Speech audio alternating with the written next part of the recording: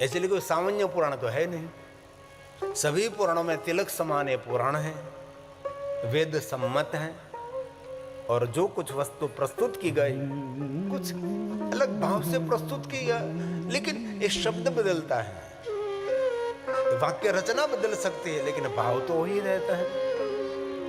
इसलिए जो कोई मनुष्य शिव महापुराण ग्रंथ का अध्ययन करता है, वांचन करता है, पाठ करता है, श्रवण करते हैं, उनके लिए कहा उसकी गति नहीं परम गति। परम गति मतलब सुख, चिंता मुक्त जीवन।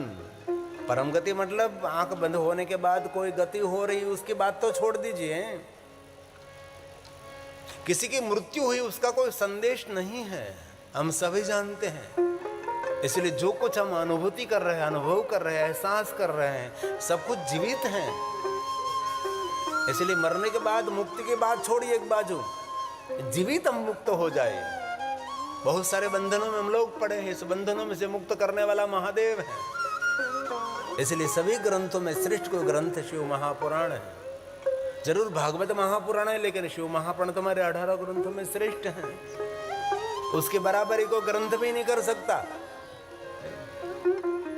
और शिव की तो श्रेष्ठता है ही। और मैं जो आपके समक्ष महादेव के बारे में कहूंगा वह अकाट्य है, कोई काट नहीं सकता, उसकी कोई निंदा नहीं कर सकता। विश्व के सभी देवी देवताओं ने महादेव की सेवा की, महादेव की पूजा की। और एक तो कथा मुझे बताओ कि भगवान महादेव ने किसी की सेवा की, किसी की पूजा की? कहीं नहीं। विश्व के कोई भी देवताओं की कथा देखो, ब्रह्मा जी की कथा हो तो वो ब्रह्मा भगवान शिव की उपासना करते हैं। श्री हरि भगवान विष्णु की महिमा देखो, शिव की उपासना करते हैं।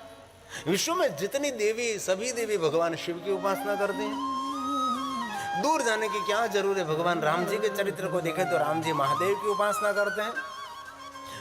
और बहुत दूर जाने की जरूरत नहीं, द्वारकाधीश भगवान कृष्ण जी को देखें, भगवान कृष्ण जी महादेव की उपासना में रत रहते हैं। मूल में शिव रहता है, और जिनके पास शिव नहीं है वो जीवित होते हुए भी शब के शब समान है, अमृत है, ये मरा हुआ है। और बहुत दिल से एक बात मैं कहना चाहता हूँ, विश्व के कोई भी देवी देवताओं की उपासना आप करो, इनमें हमारा कोई विरोध नहीं है, लेकिन सभी देवी देवताओं की उपासना का फल, सभी देवी देवताओं की पूजा अर्चना का फल महादेव की साधना करने के बिना कभी नहीं मिल सकता, कि शिव मूल है। और उसके पर्ण को सुरक्षित रखना है तो मूल में जल अर्पण करना ही पड़ेगा। कोई पर्ण को पानी पिलाते रहो तो कोई कभी वृक्ष जीवित नहीं रहता, कोई डाली को पानी पिलाते रहो तो कोई वृक्ष जीवित नहीं रहता। लेकिन कोई पर्ण को पानी नहीं पिलाओ, कोई डाली को पानी नहीं पिलाओ, लेकिन वृक्ष के मूल में आप जल अर्पण कर दीजिए तो डाली और पत्ते सब जीवित रहते हैं। अरे डाली पत्ते तो जीवित रहते हैं, सुंदर फूल भी खिलते हैं और जीवन में सुख देने वाले फल भी मिलते हैं। वो शिव हमारा है, वो महादेव है। इसलिए शिव महापुराण तिलकम खलु सत पुराणम, ये सत्य से भरा हुआ ग्रंथ है, ये पवित्रता देने वाला ग्रंथ है, ये पुण्य देने वाला ग्रंथ है, कोई सामान्य ग्रंथ नहीं है। आज से 30 साल पहले जब मैं कथा गाने के लिए निकला था शिव महापुराण लेकर, तब तो कोई कथा का आयोजक भी नहीं मिलते थे। शिव महापुराण कथा का आयोजन करने वाले कोई पुण्यवान नहीं मिलते थे। मैं बहुत सराहना करता हूँ, बहुत हृदय से मैं प्रणाम करता हूँ कि 30 साल बीतने के बाद लखानी परिवार जैसे सज्जन और पुण्यवान लोग आज भव्य शिव महापुराण कथा का आयोजन कर रहे हैं बहुत समय के बाद।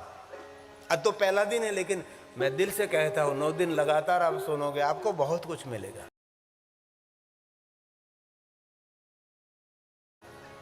बहुत कुछ मिलेगा।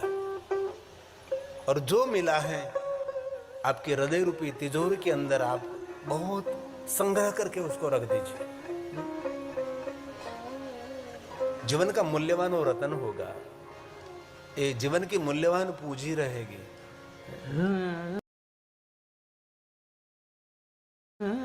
और कथा कोई वार्ता नहीं है, कथा एक व्रत है, कथा भी एक श्रेष्ठ व्रत है। इसलिए ग्रंथ को सामान्य मत समझे, ये सभी ग्रंथों में श्रेष्ठ हैं। ये तिलक बहुत मूल्यवान वस्त्र पहने हैं और आपने बहुत सारे मूल्यवान सोने चांदी के आभूषण भी पहने हैं।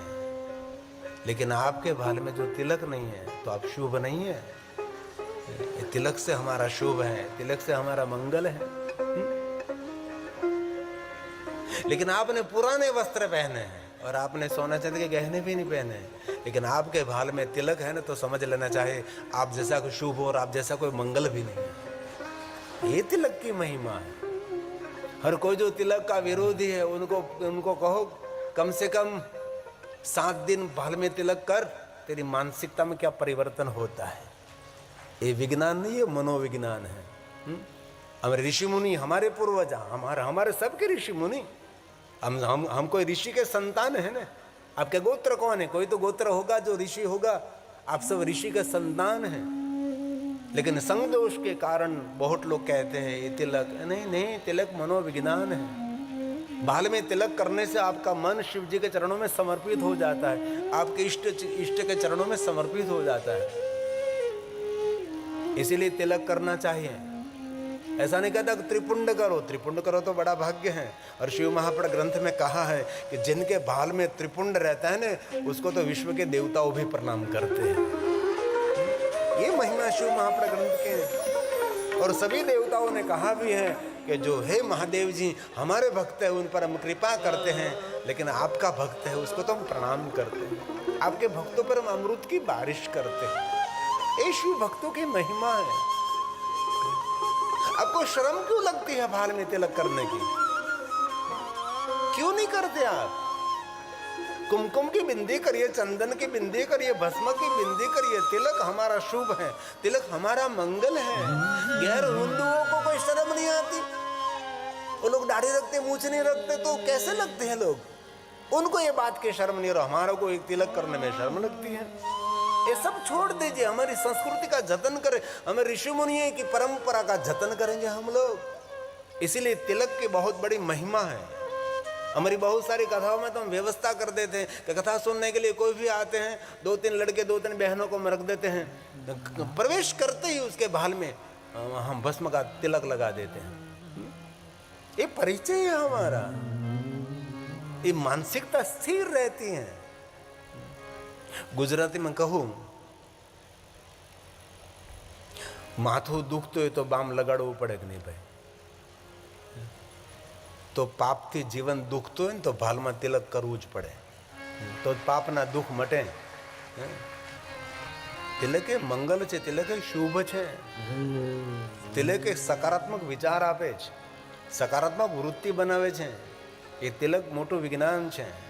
તેથી શિવ મહાપુરાણ તિલક સમાન છે। શૈવં પુરાણ તિલકં ખલુ સત્પુરાણં। ये शिव महापुराण ग्रंथ के लिए कहा।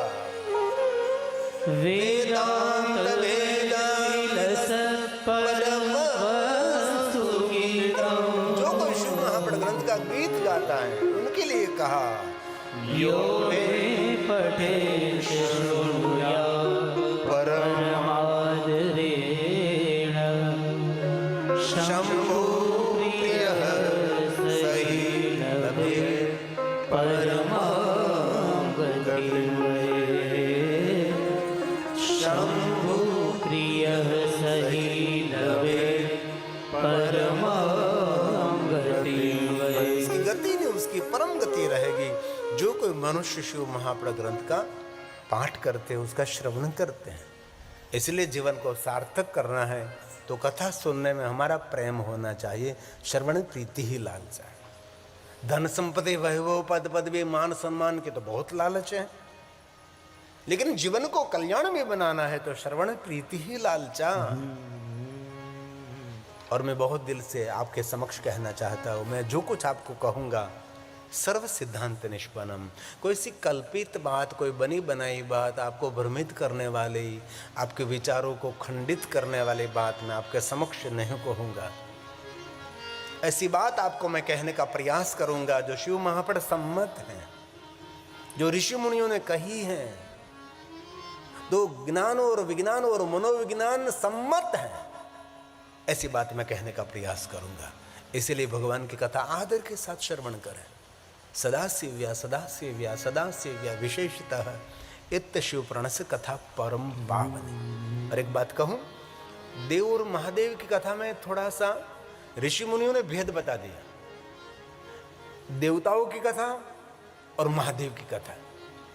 देवताओं की कथा जो सुनते हैं उनका ही मंगल रहता है, जो सुनता है उसका ही कल्याण रहता है। लेकिन महादेव की कथा जो सुनते हैं उनका भी कल्याण, सुनते हैं उनका भी कल्याण रहता है, उनके पूरे परिवार का भी कल्याण रहता है। ये महादेव की कथा की विशेषता है। ये भेद बताया गया कि देव और महादेव में क्या वह भेद बता सकते हैं? अभेद भेद देव और महादेव में है। इसलिए जो महादेव की कथा का श्रवण करते हैं उनके लिए तो कहा है रासो या तो पूर्णम यज्ञनिष्ठम शतानित, कथा श्रवण मात्रता, कथा सुनने मात्र से बड़े बड़े पुण्य मिलते हैं। कोई सामान्य पुण्य अश्वमेघ सहस्राणि वाजपेय शतानि च और चतुर्वर्ग प्रदम शैवम, 4 पुरुषार्थ मांगना नहीं पड़ता, धर्म अर्थ काम और मोक्ष उनको मिलता है। इसलिए जो भगवान महादेव की कथा का श्रवण करते हैं उसका जीवन धन्य है। आज प्रारंभ का दिन है, इसीलिए थोड़ा मुझे महात्म्य तो गाना ही पड़ेगा। इनको महात्म्य कहा है तवे जीवनम धन्य। जो एक बात याद रखना, यहाँ ऐसा नहीं कहा कि ये जाति का, ये ज्ञाति का, ये वर्ण का, ये देश का, ये वेश का, ऐसा कुछ भी नहीं। और नारी पुरुष का भेद शिव महापड़ ग्रंथ में नहीं है, क्योंकि शिव जी नारी भी है, शिव जी तो पुरुष भी है। जिनको हम अर्धनारेश्वर कहते हैं, अर्धनारेश्वर कहते हैं। महादेव का चरित्र देख सकते हैं आप, सर्व भी जिनका आश्रित है।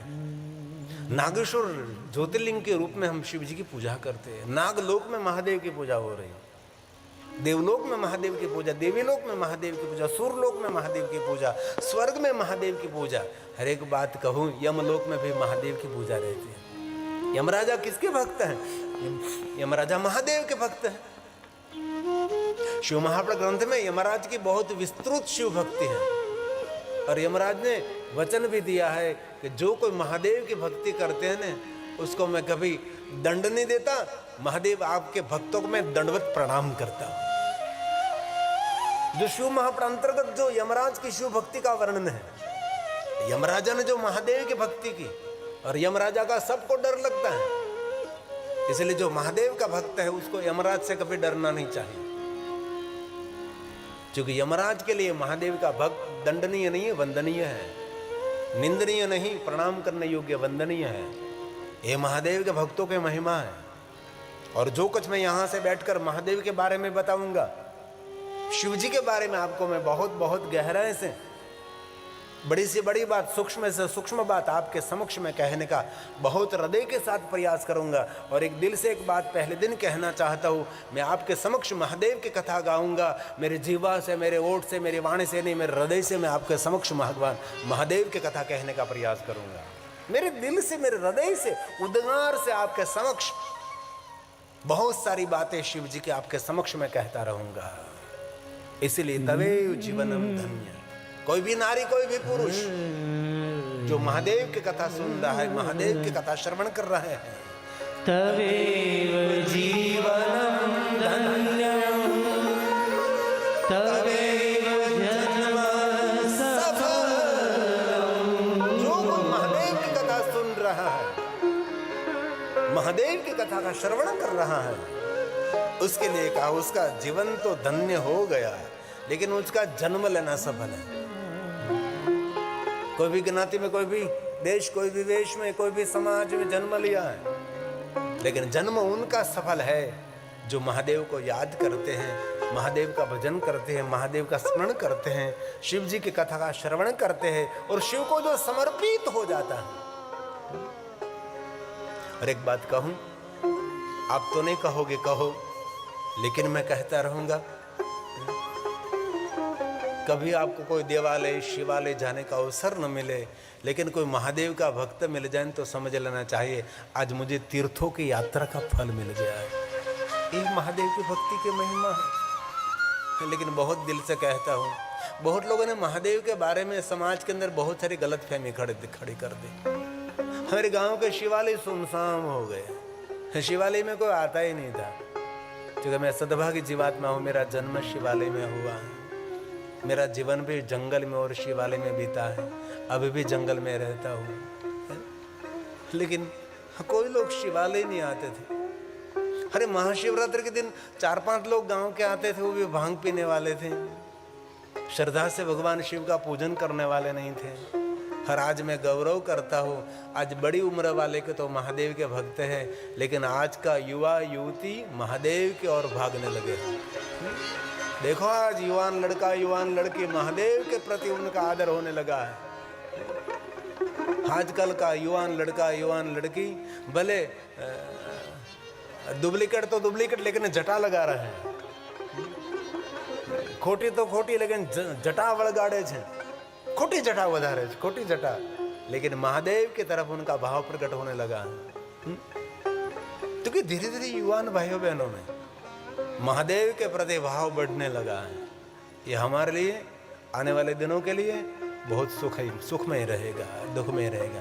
हर युवान भाई बहनों को मैं दिल से कहता हूँ, जो आपने दिल महादेव को अर्पण कर दिया ना, तो आपका दिल कोई तोड़ ही नहीं सकता और आपको कोई रोक भी नहीं सकता। ये महादेव की भक्ति में अद्भुत शक्ति है।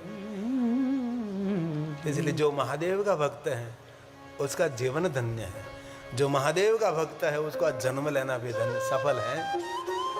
ये सभी वाक्य रचना महर्षि वेदव्यास जी की है। मैं जो आपके समक्ष कहता हूं, मैं जो आपके समक्ष बोल रहा हूं, सब कुछ भगवान व्यास के वचन है, उसका प्रसाद है। ये शिव महापण ग्रंथ का प्रसाद है। जरूर मैं शिव महापण में इधर उधर अंदर से उठा लेता हूं, कभी कभी शिव महापण ग्रंथ की कथा का क्रम तोड़कर बीच में से मैं आपके समक्ष कहने का प्रयास करता हूं, लेकिन जो कुछ है ये शिव महापण अंतर्गत है। इसीलिए तवेव जीवनम धन्य, तवेव जीवनम धन्यम, तवेव जन्म सफलम, तवेव जननी धन्या, तवेव जनको धन्य। कितनी बड़ी बात की है।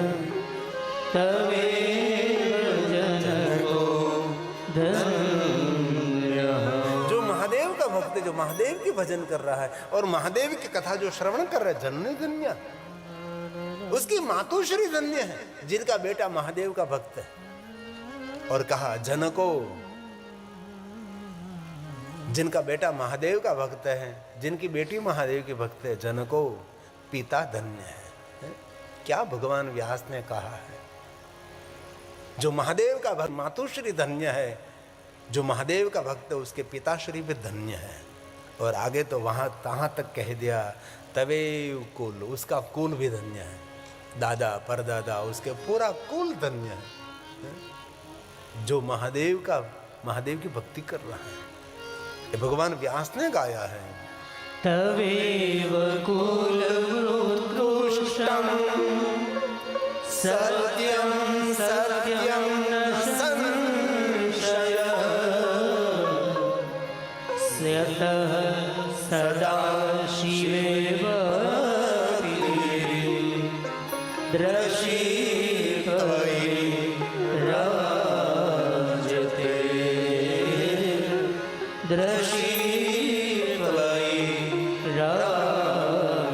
जिनके हृदय में महादेव के प्रति प्रेम है, उसका जन्म लेना सफल, उसका जीवन धन्य है, उसके पिताश्री मातुश्री धन्य है, उनका कुल भी धन्य है। मैं तो बहुत संक्षेप में आपके समक्ष कहता हूं, क्योंकि इतना बड़ा शिव महापुराण 9 दिन में कहना संभव है नहीं, सर्वथा कभी नहीं हो सकता। लेकिन मैं जो कुछ कहता हूं वो संक्षिप्तीकरण थोड़े शब्दों में आपके समक्ष कहने का प्रयास करता हूं। और ये बात भी मैंने आज एक सुबह में निर्णय लिया है कि महाशिवरात्रि के दिन और कुछ न हो सके तो भगवान शिव जी के एक सहस्त्र नामों का पाठ करना चाहिए, 1000 नामों का पाठ। ये भी न हो सके तो कम से कम 108 नामों का पाठ करना चाहिए। पहले तो ऐसा एक विचार उठा था कि रोज मैं 100 नाम का पाठ करूं कथा में, तो हम 9 दिन में ये भगवान शिव जी का 1000 नामों का पाठ पूर्ण कर सके। क्योंकि महाशिवरात्रि निमित्त उनकी एक विशेष महिमा है, शिव सहस्त्र नामावली बोलना। लेकिन बाद में निर्णय ले लिया, अगर रोज 100 बोलूंगा तो बहुत समय बीतेगा, इसलिए मैंने निर्णय लिया कर चलो 100 नहीं लेकिन 9 दिन में 108 नाम बोलेंगे। इनमें जो प्रधान 108 नाम हैं भगवान महादेव के, इसलिए रोज हम 12 नाम ले लेंगे तो 9 दिन में 108 हो जाएगा। वो एक दिन में इतना मैं नाम बोलने का प्रयास करूं तो बहुत समय, क्योंकि 3 घंटे में मुझे बहुत कुछ आपको कहना है, बहुत कुछ आपको नई नई बात भी सुनानी है। तो आज हम 108 में से सिर्फ 12 नाम लेंगे शिव जी का, और कल 12। वैसे करते करते हम 9 दिन में 108 भगवान महादेव को याद कर लेंगे। और महाशिवरात्रि के दिन तो विशेष प्रकार से आपके घर में आप शिव सहस्त्र नाम का पारण करेंगे और 108 नामों का पारण करेंगे, पंचाक्षर मंत्र का जाप करेंगे। महाशिवरात्रि दिन निराहार रहेंगे, जितेंद्रिय रहेंगे, सत्कर्म करने का संकल्प करेंगे, ज़्यादा से ज़्यादा मौन रहेंगे, योग करेंगे, प्राणायाम करेंगे, व्यायाम करेंगे। भगवान ने दिया हुआ सुंदर मंदिर उसको स्वस्थ रखेंगे, आरोग्य से भरे हुए रखेंगे, ऐसा हम संकल्प करेंगे। क्योंकि सीमेंट कंक्रीट का मंदिर तो हम बनाते हैं, लेकिन भगवान ने हम सबको मंदिर दिया है, ऐसा मंदिर दुनिया में कोई नहीं बना सकता। वो है हमारा देह, जिनको देहालय कहा जाता है, जिनमें देव निवास करते हैं। इसीलिए आज हम शिव जी के 12 नाम बोलेंगे और 12 काल बोलेंगे। ओम चंद्र चुड़ाए नमः, चंद्र को धारण करने वाला। और मैं आ रहा हूँ चंद्रेश्वर से, मैं आ रहा हूँ सोमेश्वर से, चंद्रभूषण महादेव, सोमेश्वर महादेव। 9 दिन बहुत महादेव के सानिध्य में मैं कथा का गायन किया, क्योंकि ऐसा है कि व्यवस्था की गई थी। स्टेज पर से सीधा मुझे सोमनाथ महादेव का शिखर दिखाई, तो पूरा शिवालय दिखाई देता था। इस तरफ समंदर था, इस तरफ त्रिवेणी थी, गणेश्वर महादेव थे, चंद्रभूषण महादेव, काल भैरव जी थे, रोटलेश्वर महादेव थे, ऐसे बहुत सारे, कामनाथ महादेव। प्रभास तीर्थ की तो महिमा क्या करें। हर साल हम ज्योतिर्लिंग में कथा गाते हैं, तो मैं ज्योतिर्लिंग में से आ रहा हूँ। जैसे 108 में पहला नाम भी चंद्र चुड़ाए, ये बुक में है सभी नाम, भजन कीर्तन की बुक जिसके आसे इसमें ये सभी नाम है, 108 नाम, जिनके पास बहुत पुराने भी होगी, आज से 25 साल 20 साल पहले की भी बुक होगी, चूँकि ये 25 साल पहले ये बुक बनी थी। आइए भाव से और आदर के साथ 2-2 बार लेंगे, आप भी साथ में गाएंगे। ओम चंद्र चुड़ाए। चंद्र चुड़ाए नमः, ओम मदानांत का मद का अंत करने वाला महादेव। ओम चंद्र चुड़ाए चंद्र को धारण करने वाला महादेव। ओम मदानांत का नमः, दुख को हरने वाला। ओम शूलपाणये नमः, स्थिर रहने वाला। ओम स्थानवे नमः, बोलिए। ओम शूलपाणये नमः, ओम स्थानवे नमः, ओम गिरीशाय नमः, हिमालय पहाड़ पर रहने वाला महादेव। गिरिजेशाय गिरजापति भगवान महादेव। ओम गिरीशाय नमः, ओम गिरिजेशाय नमः, ओम महाशाय नमः, ओम शम्भवे नमः। ॐ महाशाय नमः। ॐ शम्भवे नमः। ॐ भूतेशाय नमः। ॐ भीतभयसुदनाय नमः। ॐ भूतेशाय नमः। ॐ भीतभयसुदनाय नमः। ॐ जगदीशाय नमः। ॐ पार्वती हृदयवल्लभाय नमः। ॐ जगदीशाय नमः। ॐ पार्वती हृदयवल्लभाय नमः।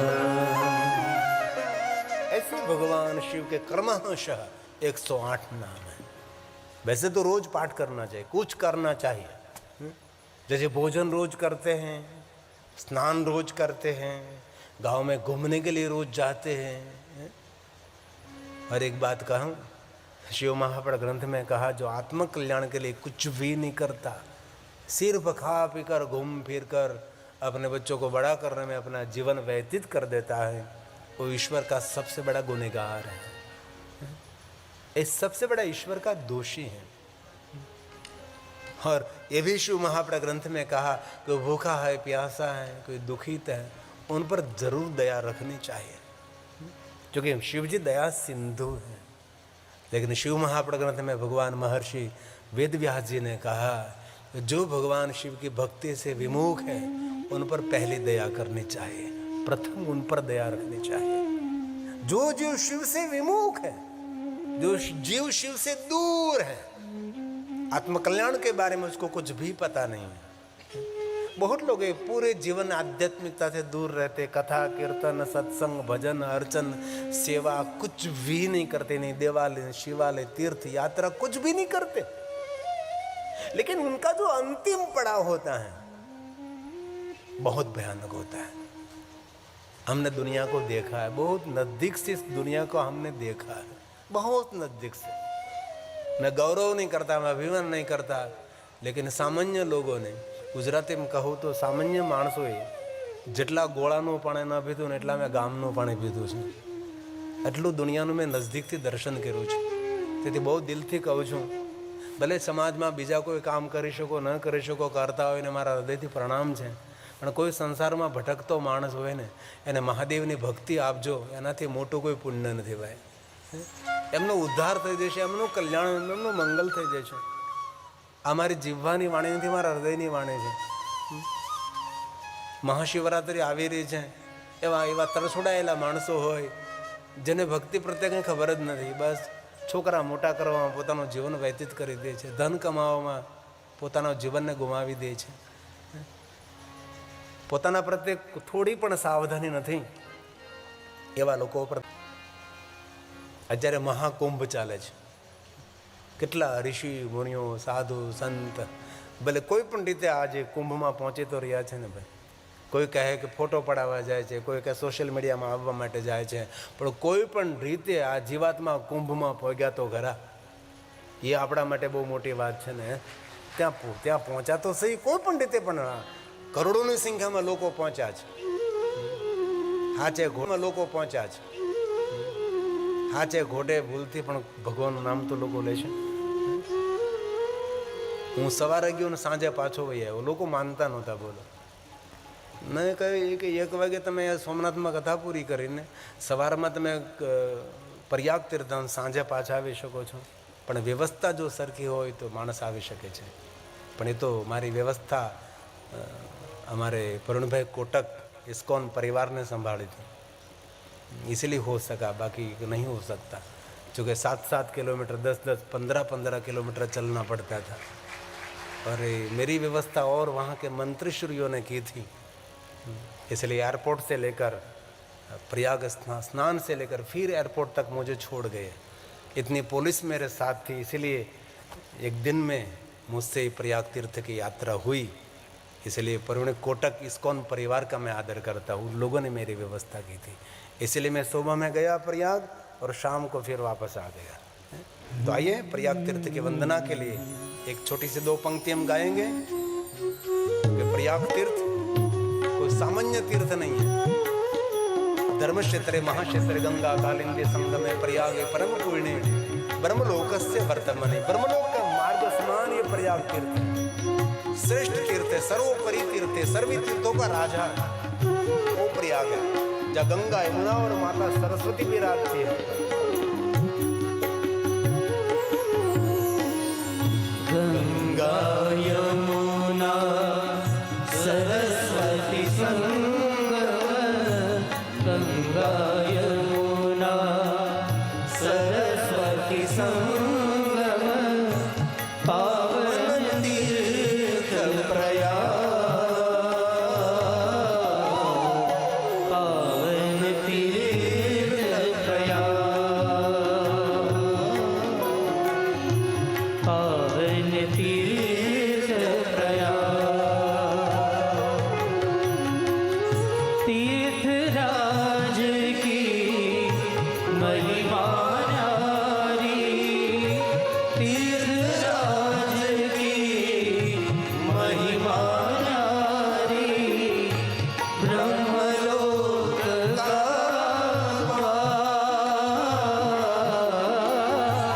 ब्रह्मलोक का पावन तीर्थ प्रयाग, पावन तीर्थ प्रयाग.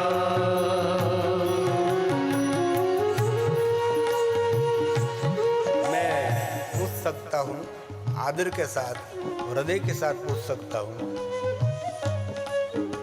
इनमें से कितने भाई बहन ने प्रयाग कुंभ का स्नान कर लिया? शाबाश, बहुत हृदय से गिरी बापू कोटि कोटि प्रणाम करते हैं. बहुत तालियों के द्वारा आप सबका सम्मान, आप सबका आदर. 50% से ज़्यादा भाई बहन लोगों ने प्रयाग तीर्थ की यात्रा की, एक कुंभ का स्नान किया. कितनी बड़ी बात है.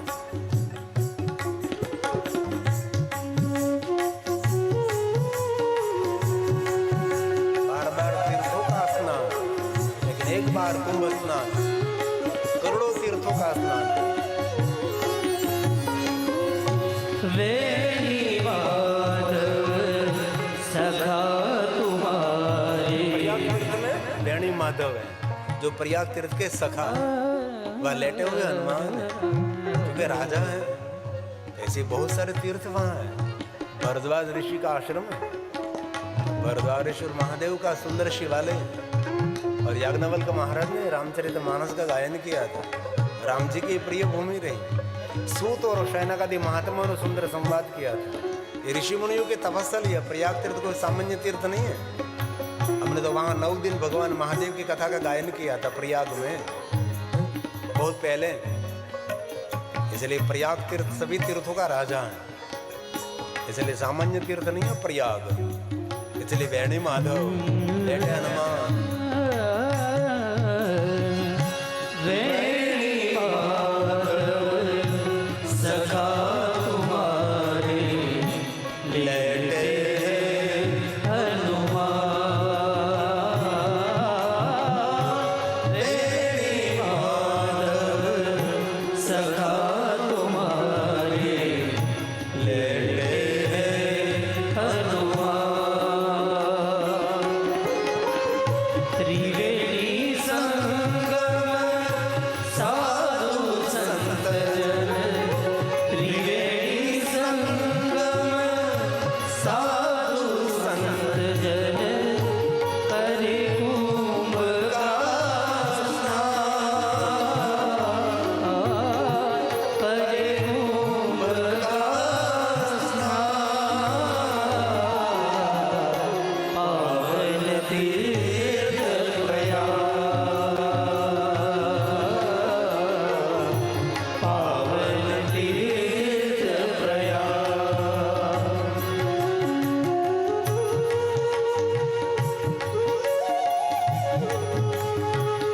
करे गंगा गुणा सरस्वती पावन तत्व प्रयाग के प्रणाम करे उसके वंदना। ये कथा भूमि है प्रयाग, ये ऋषि मुनियों के तपस्थली प्रयाग, तीर्थों का तीर्थ प्रयाग। कोई ऋषि ऐसा नहीं जिन्होंने प्रयाग की यात्रा में, कोई मुनि ऐसा नहीं जिन्होंने प्रयाग की यात्रा में, और राम भक्त है, कृष्ण भक्त है, चाहे कोई भी देवता का भक्त है, सबने प्रयाग की यात्रा की। भारद्वाज की तपोभूमि में राम पधारे राम जी गए थे भरद्वाज के पास। भारद्वाज की तपोभूमि में राम पधारे सुत शौनकादि ऋषि मुनियों की, सुत शौनकादि ऋषि मुनियों की कथा भूमि को प्रणाम, कथा भूमि को प्रणाम। पावन तीर्थ प्रयाग, पावन तीर्थ प्रयाग। तीर्थराज की महिमा न्यारी, तीर्थराज की महिमा न्यारी, ब्रह्मलोक का द्वार, ब्रह्मलोक का द्वार। पावन तीर्थ प्रयाग, पावन तीर्थ प्रयाग, पावन तीर्थ प्रयाग।